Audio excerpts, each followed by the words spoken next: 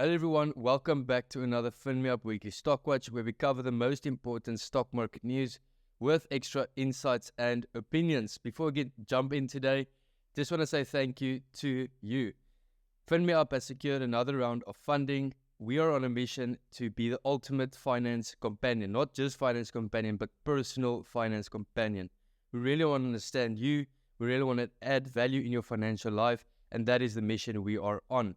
Whether it be pet insurance, we launched FinMeUp. Whether it be home loans, we have FinMeUp Home Loans. Whether it even be financial advisor or investment solutions, where you can meet with Paul right here, one-on-one, and he can give you insights. So we are building a platform for learning and execution. Anyway, let's jump in today. So the first company is Sasol. So Sasol is obviously a company that's talked about a lot on Twitter and everywhere else. Their basic earnings per share is expected to decrease between 74 and 84%. So that is quite a knock.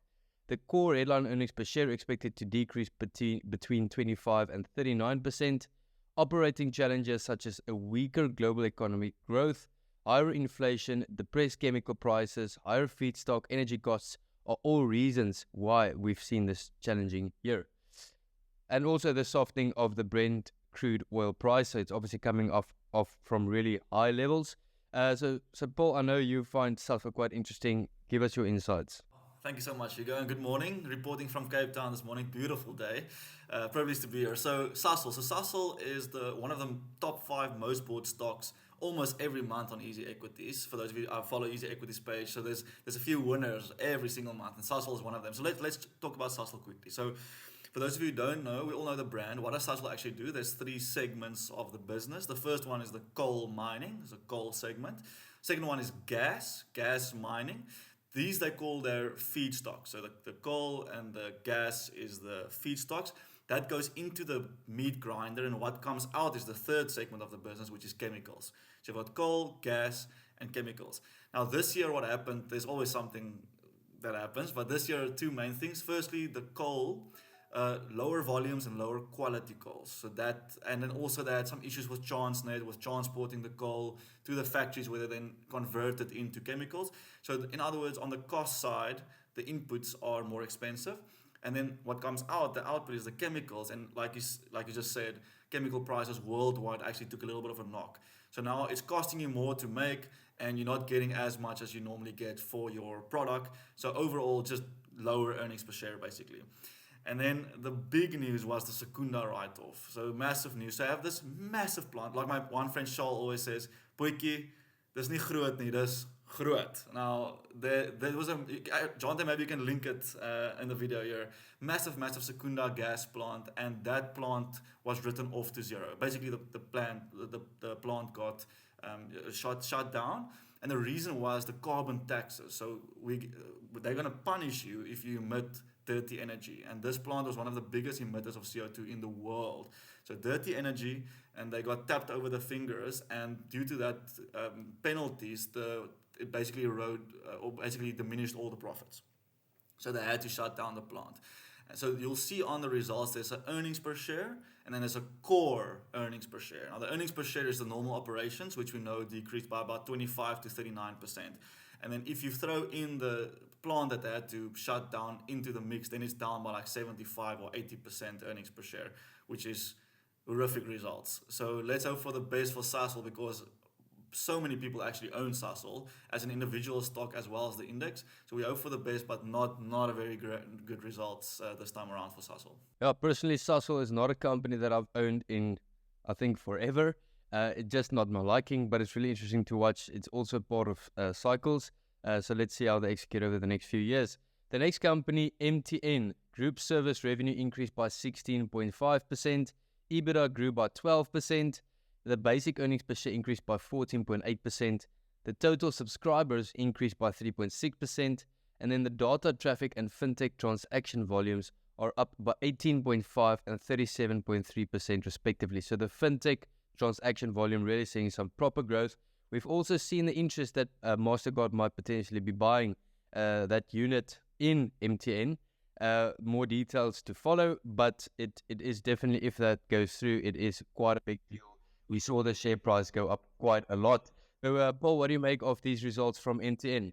Solid results, Higgo. So MTN, the problem that they always face is they have many subsidiaries in Africa, like MTN South Africa, MTN Ghana, MTN Nigeria, Angola, and so forth.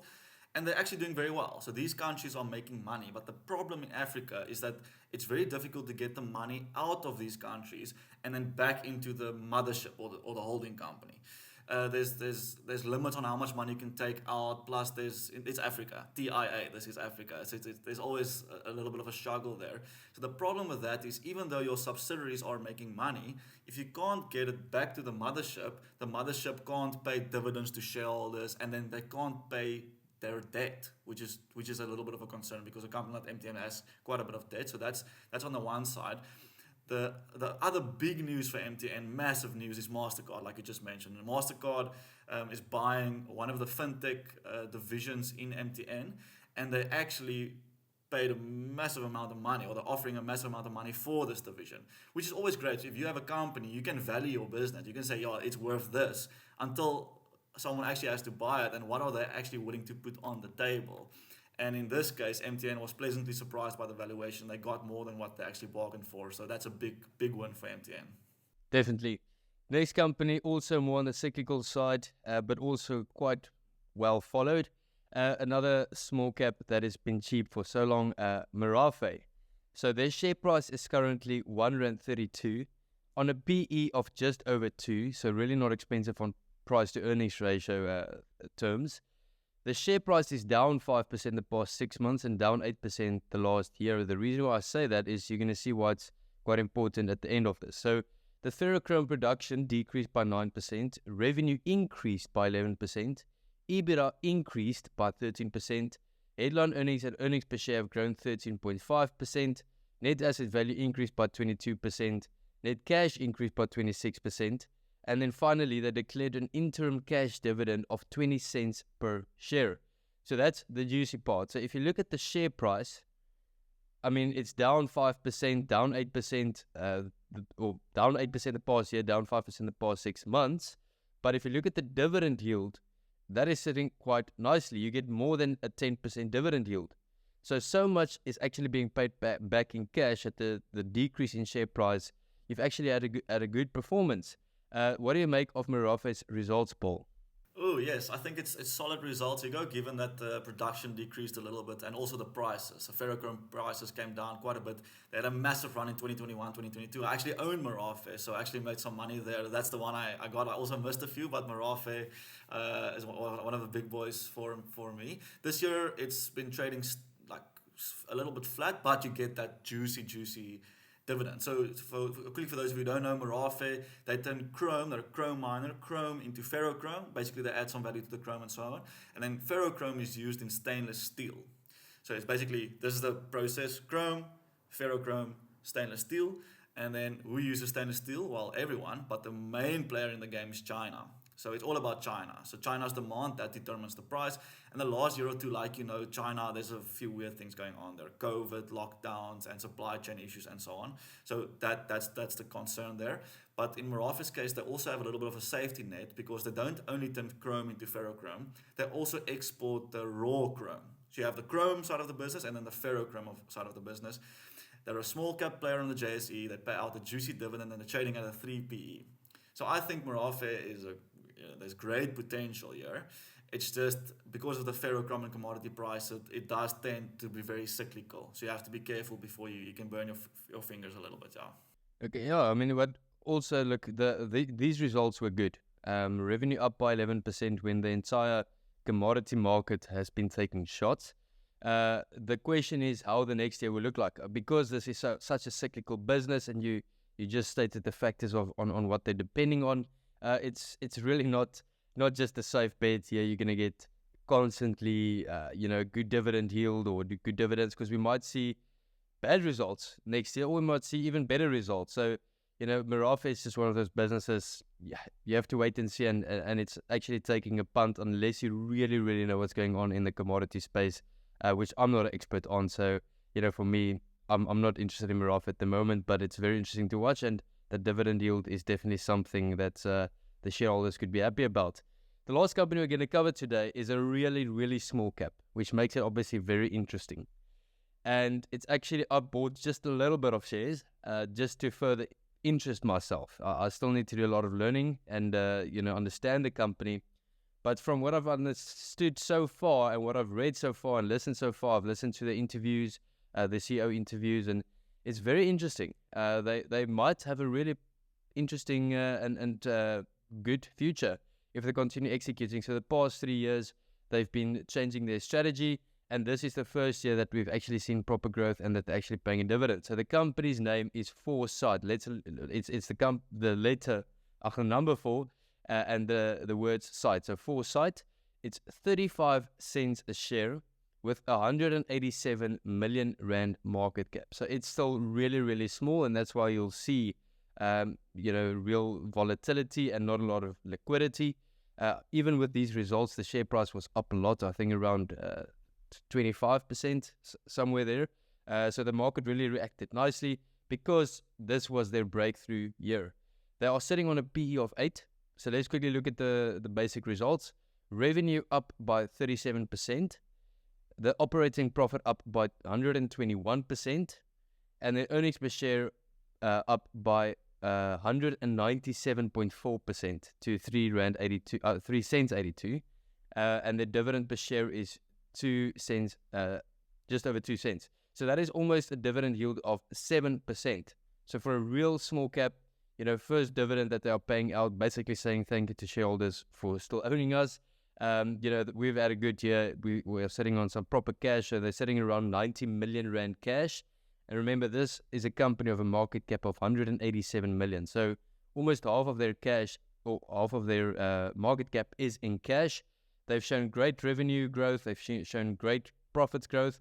And they are basically in the IT space, the Internet of Things, the next generation of technology. So they're really focusing and doubling down on artificial intelligence, on cloud, on all of these things, tech. And they are basically helping corporates. I know Bidvest is one of their clients because I listened in one of those interviews, the CEO covered it. In Bidvest, they are busy, making them more efficient, using AI, leveraging AI. Obviously, AI has been here for long. It's not just now with ChatGPT that everything is AI all of a sudden came. So they are operating in this space, and that's what really makes me interested. It's a South African company. They are not only generating revenues in South Africa, they show dividend growth. They are busy doing buybacks, if I'm not mistaken, proper revenue growth, proper earnings growth. So if they can keep on executing this, who knows? So I'm interested. Still lots to learn about this company. If you followed them for more, please let us know in the comments, what you've learned and if you would like us to cover 4Sight in the future because it is such a small company. To wrap it off, Paul, can you just tell us, investing in small caps, we've had Merafe, we've had 4Sight, we've covered various other small caps on this channel. Why would people invest in small caps? Because obviously it's still smaller companies. They have more risk. There's low liquidity, especially on the JSE. What are the benefits versus the cons of actually investing in small caps? You've got 30 seconds. Go for it. Sure, 30 seconds, you're putting me on the spot. Okay, I think the small cap market, I love the small cap market, and the reason being is that I don't have to compete against analyst teams from Alan Gray and Signia because these guys focus on the big companies. So even if you manage 500 billion and you buy a whole company that's worth 1 billion rand, it's not even going to move the needle for you. So these guys just don't look at the small caps because it's irrelevant to them. So now I'm competing against other retail investors. So who's got a better insight? I think maybe I do. So I have a better chance of beating the market there. And small caps, because they are small, it's like a baby. They have way more potential to double in size than a big company. For a big company to double in size, it's going to take for a long time. But a small company to double in size very quickly. So there's a lot of money to be made in the small cap space. But you can also burn your fingers because it's the small cap space. So I like it. It's like my gambling portfolio, but it's not gambling. It's like an informed opinion. It's like an informed opinion, which is a high risk portfolio. And some things have really worked out, like Tungela. Wow, what an amazing stock. Merafe. And then even you can punt like cryptocurrency, put it in there like a small cap informed gambling portfolio. So I love the small cap space, and it's interesting. These all, remember, every big company in South Africa was a small company at a stage, and now they're there. They didn't start as a big company. But also lots of companies that were small caps aren't here today anymore. So that's the thing about small caps. You take a risk.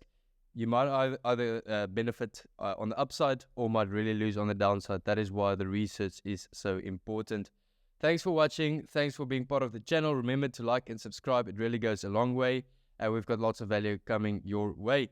Check the links in the description for more, including you can get pet insurance and get a free quote in under 40 seconds. It took me 32 seconds to get a quote. So go check it out. Thanks for supporting this channel. Thanks for being part of the community. Cheers.